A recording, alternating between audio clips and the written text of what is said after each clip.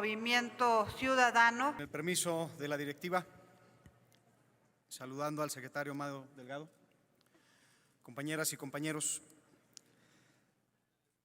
comienzo por algo que debería de ser obvio. Toda evaluación es un espejo que nos permite ver en dónde estamos para entonces poder decidir con responsabilidad hacia dónde nos dirigimos.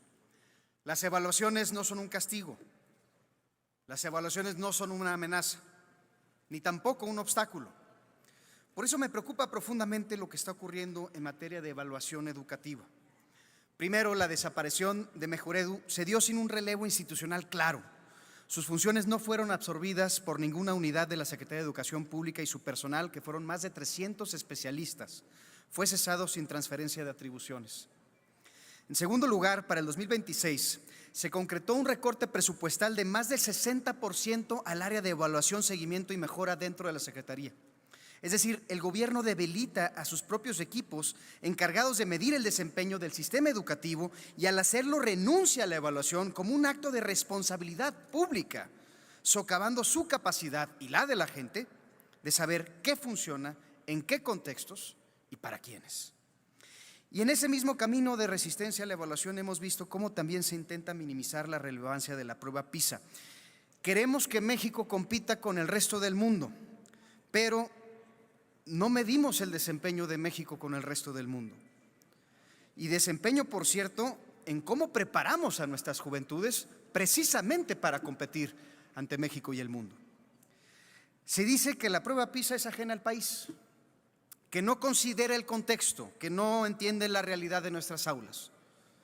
Pero si algo debiera importarnos mucho más que la comparación con otros países, es la posibilidad de compararnos con nosotros mismos, México contra México, a través del tiempo, entre escuelas, entre alumnos, entre comunidades. Eso nos permite identificar qué es lo que sirve aquí y ahora. De ahí el valor de esta evaluación y de lo mucho que se pierde al desestimarla. Y si el argumento del contexto vale para descargar la prueba PISA, entonces también debería valer para diseñar la política de becas, porque la verdadera equidad educativa comienza por reconocer diferencias, por priorizar los territorios marginados, por las comunidades indígenas, los hogares de pobreza severa, donde las barreras son mayores. No podemos tener una evaluación que deba contextualizarse y al mismo tiempo una política social que distribuya apoyos con nula sensibilidad al contexto real de los estudiantes. Porque los datos confirman las consecuencias de la falta de esta sensibilidad. Según la encuesta del INEGI 2024, las becas universales han terminado beneficiando más a quienes menos las necesitan. Por ejemplo, en el Estado de México, 62% de los jóvenes de mayores recursos tiene beca para educación media superior frente a solo el 36% de los jóvenes más pobres. Además, en Morelos, casi la mitad de las becas se concentra en estudiantes de hogares con mayores ingresos. Esta falta de sensibilidad no cabe en un país en el que apenas 3% de las y de los jóvenes indígenas logran llegar a una educación superior frente al 40% del resto de las juventudes. Una diferencia de 13 veces que muestra el tamaño real de la desigualdad educativa en el país. Y de seguir así, la educación más pobre continuará siendo para los más pobres y el resultado será el mismo: la desigualdad en las aulas como el reflejo de la desigualdad en las calles, con el Estado como testigo. Lo que necesitamos son políticas sociales que mitiguen las desigualdades con oportunidades, que miren primero a quienes enfrentan las barreras más grandes y se construyan las condiciones reales de equidad. Solo así la política social será también una buena política que conlleve la política educativa.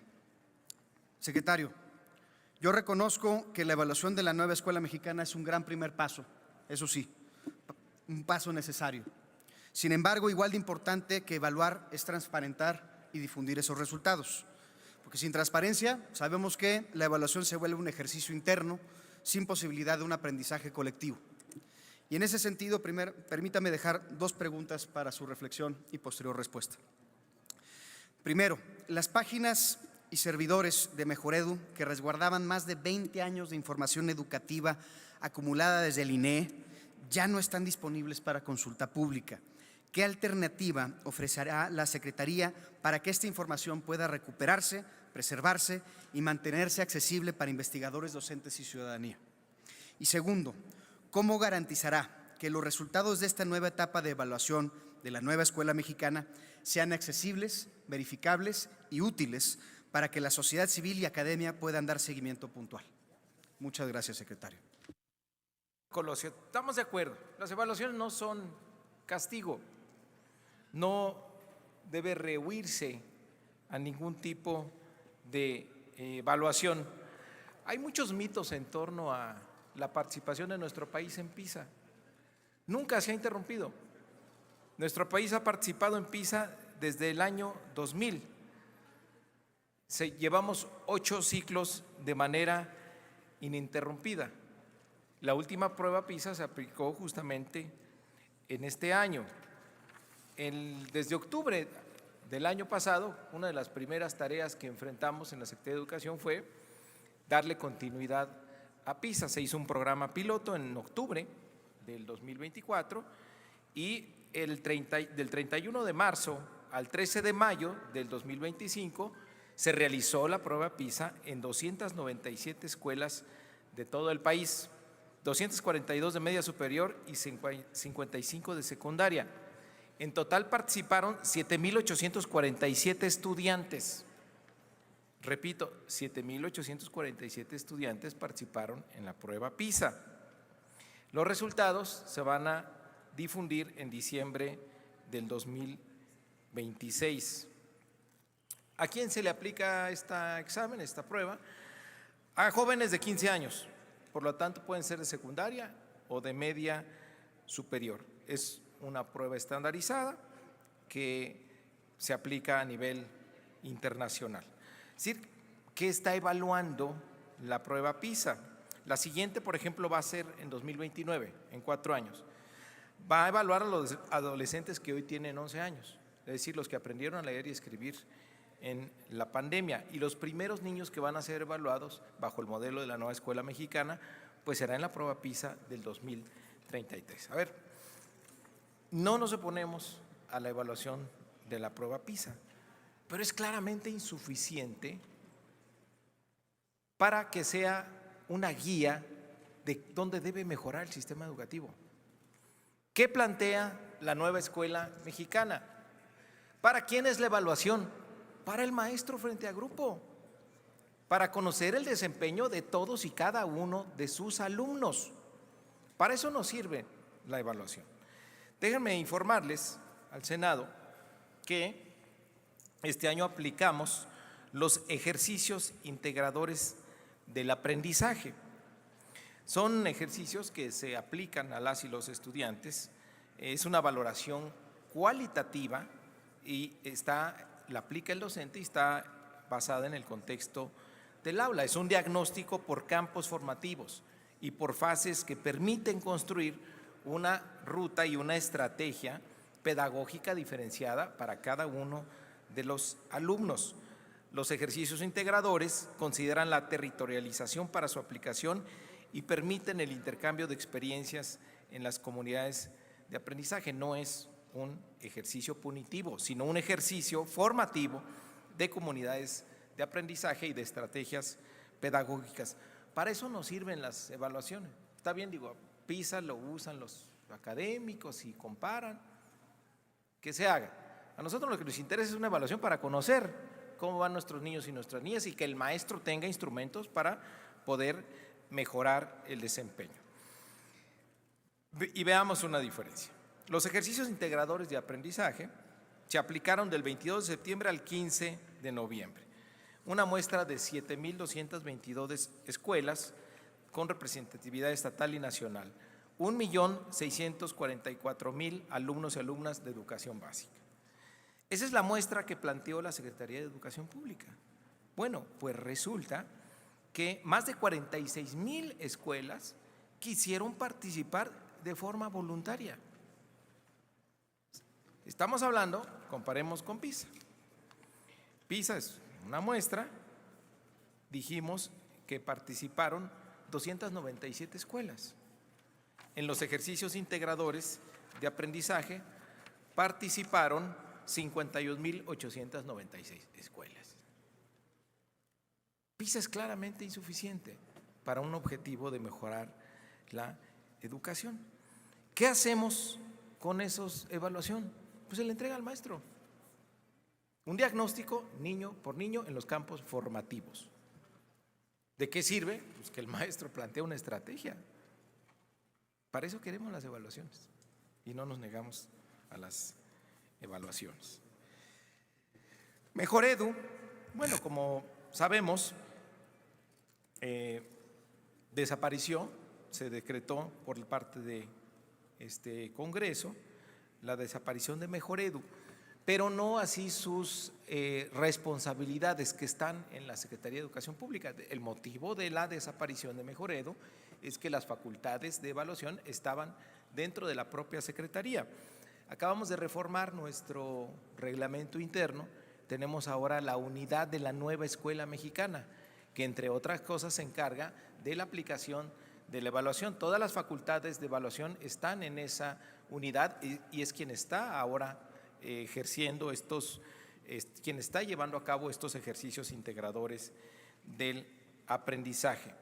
Por cierto, que en el momento en que se concrete ya la transferencia formal y la desaparición formal de Mejor Edu, tendremos acceso a la información y a las bases de datos de las mismas y entonces nosotros podremos ponerlos oficialmente en nuestro sitio. Era información que ya era pública, no tendríamos por qué negarnos a que siga siendo pública, pero ese proceso no ha terminado. Sí sé que las últimas evaluaciones andan por ahí circulando en los medios de comunicación, pero oficialmente a la SEP no ha terminado ese proceso de entrega.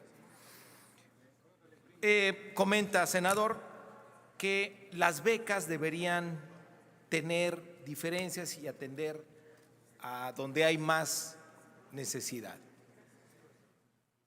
Nosotros tenemos una visión de derechos, que todas y todos los jóvenes tengan acceso a una beca ya desde primaria, pública, hasta media superior, sin distinción, porque es una política que va dirigida a cada uno de los estudiantes para decirle: tu educación nos importa, y que no sea tu condición económica la que marque tu destino. Ese es el objetivo fundamental de la beca. No puede presentarse como una política diferenciada. Eso hicieron los gobiernos neoliberales durante años sin ningún resultado. Lo que vemos ahora, por ejemplo, en media superior, que ya lleva un tiempo aplicándose y podemos evaluar, es que ha impactado la deserción. Yo no sé qué hubiera pasado con toda una generación de jóvenes si el presidente López Obrador no hubiera establecido la beca Benito Juárez cuando ocurrió la pandemia. Pudimos recuperar los jóvenes que abandonaron la escuela después de la pandemia y mucho tuvo que ver la beca Benito Juárez, y esto permitió que tengamos un aumento en la tasa de cobertura de la educación media superior. Por eso, los datos de que los jóvenes con más ingresos tienen más acceso a las becas, no sé cómo lo midieron, pero de entrada es incorrecto, porque la beca es universal. Si no hay diferencia entre unos sí y otros no, todos los que están en una preparatoria pública tienen acceso a la beca. Por eso no puede marcar diferencias y no queremos que se marquen las diferencias. La guía de la política educativa de la presidenta Claudia Sheinbaum es muy clara. La educación es un derecho, no el privilegio de unos cuantos. La educación no es una mercancía a la que se le puede poner precio. La educación no es una competencia por la que hay que luchar para tener acceso. Es un derecho, y en ese sentido es las becas que se dan. Las becas no están marcando diferencias en el acceso. ¿Qué es lo que marcaba la diferencia en el acceso? Pues la falta de escuelas, que en los gobiernos neoliberales se dejaron de construir escuelas. ¿Qué hace ahora la presidenta? Multiplicar los espacios. En este año se están construyendo 20 preparatorias nuevas, se están reconvirtiendo 35 secundarias para que sean preparatorias por las tardes, se están ampliando 33 preparatorias que están saturadas y tenemos más de 200 acciones preparadas para el año que entra, que van a incrementar en más de 57,000 lugares para que podamos cumplir la meta de 120,000 lugares adicionales. ¿En dónde están las preparatorias? Como dice nuestra presidenta, para que los jóvenes tengan acceso, primero hay que construir preparatorias que queden cerca de la casa, para que cuando salgan los estudiantes de secundaria se vayan directo a la preparatoria. Han sido un éxito las nuevas preparatorias. Todas están saturadas. ¿Qué estudian nuestros jóvenes? ¿Qué carreras ofrecen esas preparatorias? Robótica, automatización, inteligencia artificial, semiconductores, nanotecnología, inteligencia artificial. ¿Saben qué hacen los jóvenes? Se inscriben. ¿Qué más hacemos? Por ahí preguntó alguien, para lograr la retención en media superior. Pues justamente darles una oferta educativa a los jóvenes que les interese. No son carreras del futuro, son el presente y es lo que les interesa. ¿Qué más hacemos? Pues dar las becas, construir más espacios y un acompañamiento socioemocional que voy a entrar más adelante a explicarlo. Las evaluaciones de los ejercicios integrados de aprendizaje, si los queremos hacer públicos, pues los podemos hacer públicos. Les interesa más al maestro frente a grupo, pero si quieren que sean públicos no tiene por qué haber ningún obstáculo para ello.